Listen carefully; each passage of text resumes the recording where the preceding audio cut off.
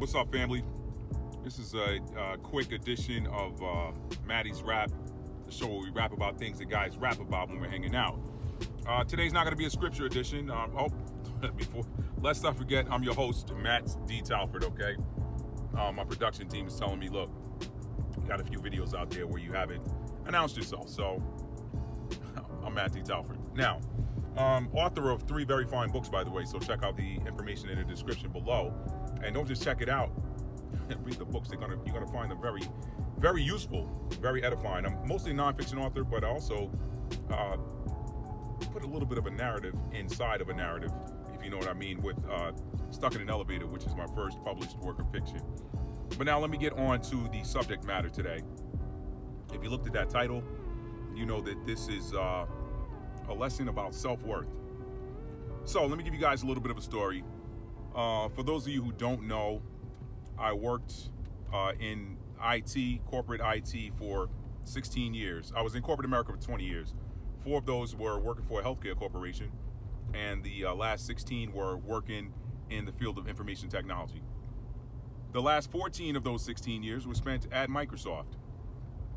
We know who the Microsoft founder was or is, none other than Bill Gates. So, what does Bill Gates have to do with self-worth? It's not about Bill Gates, it's about you. Here's what I mean.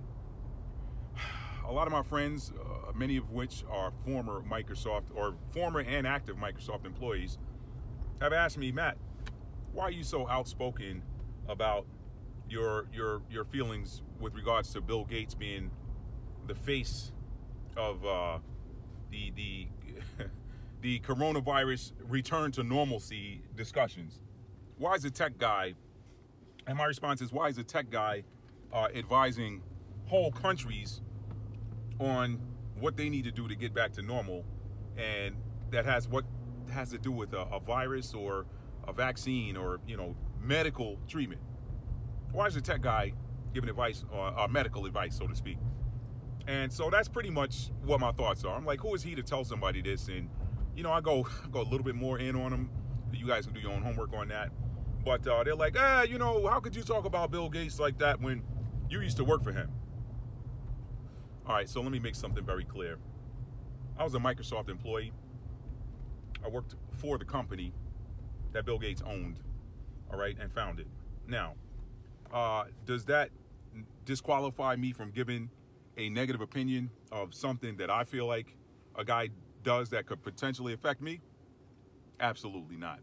Here's the thing I want you to remember about self-worth as I wrap this video up. Not only did I work for Microsoft, okay, I gave Microsoft a service that allowed them to net way more in revenue than they paid me, all right? So in my book, that makes us even. Now, you might say, well, they gave you a job. But you know what? When you got self-worth, you go out there and you put yourself out there and you make people compete to hire you, make people compete for your services because you're worth something, all right? Let's use the NFL, for example. They're a corporation. Do NFL owners or general managers go out there and just draft anybody to play college football? No. They want the best of the best. Why? Because having the best on their team is going to increase their profits. It's going to increase their bottom line.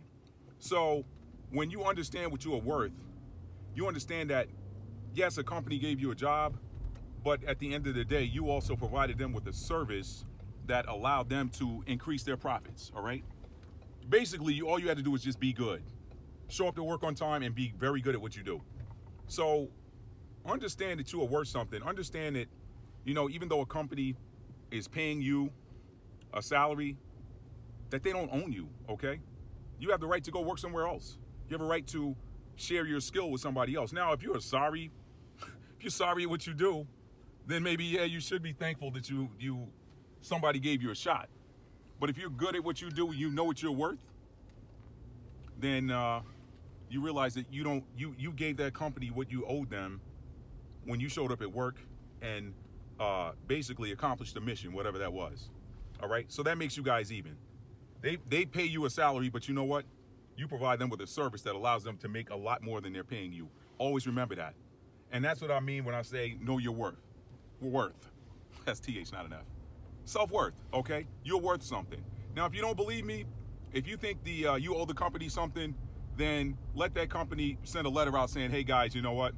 Our Q4 revenue is way down. In fact, so down that we're not going to be able to pay you guys, but we know it's going to come back up in another quarter or two. So we kind of want you guys to just work for free.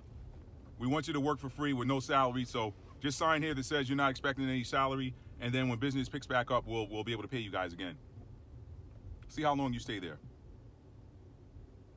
All right? Think about that.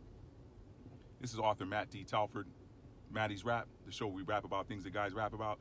And even though most of 2020 has been, almost all 2020 has been scripture edition, we still rap about other things.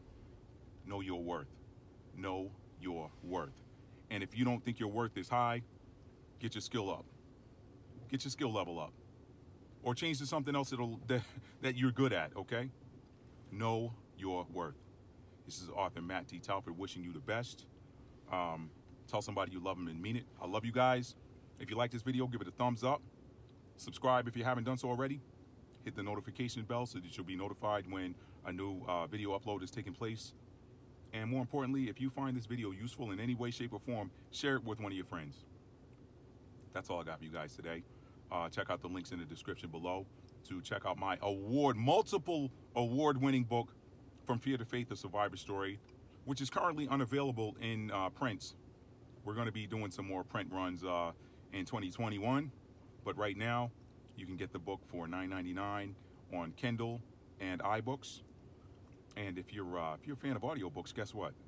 Yours truly narrated his own audiobook, so you can check it out, From Fear to Faith, A Survivor Story, at your favorite audiobook retailer.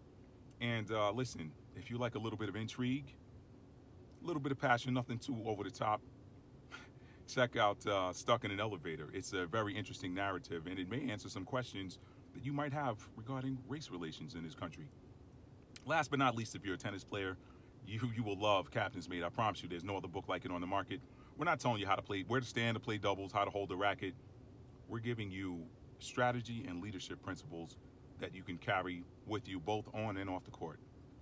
Anyway, guys, you guys have a great week. This is Matt D. Talford, out. Peace.